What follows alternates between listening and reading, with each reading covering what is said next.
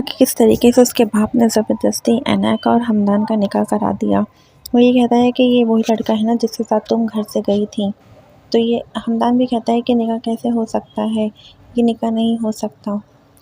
उसकी माँ को तलाक देने लगता है तो फिर हमदान मान जाता है कि हाँ, आपको किसी को तलाक देने की ज़रूरत नहीं है, मैं निकाह के लिए राज़ी हूँ। तो वहीं पे जो है ना इसकी फूफी हैरत से देख रही होती है कि चलो भाई, इनका तो निकाह हो रहा है। लेकिन इसका जब मंगेतर था वो बाद में काफ़ी जो है ना गुस्सा करता है, काफ़ी वो होता है कि भाई ऐना तो मेरे हाथ से चली गई, सारा बदला लेने का जो मेरा माइंड था वो सब धरा का धरा रह गया।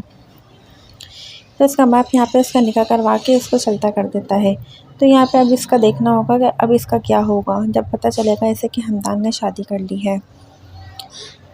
तो अब इसकी स्टोरी आपको कैसी लगी आज की, तो हमें ज़रूर कमेंट्स करके बताइएगा। और जब रज़ा को ये पता चलेगा कि हमदान की और ऐना की शादी हो गई है तो रज़ा इस बात पे किस तरह रिएक्ट करेगा, ये सब तो बाद में पता चलेगा। तो यहाँ पे हमदान जो है ना रज़ा से कहता है कि तुम्हें बिल्कुल भी ख्याल नहीं है उस लड़की का जो तुम्हारे लिए अपना घर बार छोड़ कर आ गई।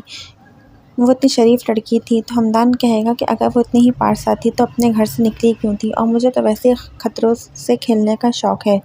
तो इस तरह की बातें करेगा। यहाँ पे तो इसके मंगेतर का तो गुस्से से बुरा हाल है क्योंकि ऐना तो इसके हाथ से चली गई, सारा जो बदला लेने का इसका माइंड था वो सब बर्बाद हो गया है। अब देखना ये है कि इनकी स्टोरी किस तरह चलेगी, दोनों एक दूसरे के साथ कैसे एडजस्ट करेंगे, किस तरह इनमें मोहब्बत होगी, ये सारी चीज़ें अब देखिए आहिस्ता आहिस्ता किस तरह खुल के सामने आएंगी। तो यहाँ पे रज़ा तो बिल्कुल ही बदल चुका है, रज़ा को तो बिल्कुल भी अब लेना देना नहीं है ऐना से। अब इसकी बहन कहेगी कि मैं ऐसे कैसे रिश्ता ख़त्म कर दूँ, वो तो मेरी बहन है। तो इसकी पप्पी कहेगी रिश्ता ख़त्म होगा, नहीं हुआ तो तुमसे भी कोई वास्ता नहीं रखेंगे हम।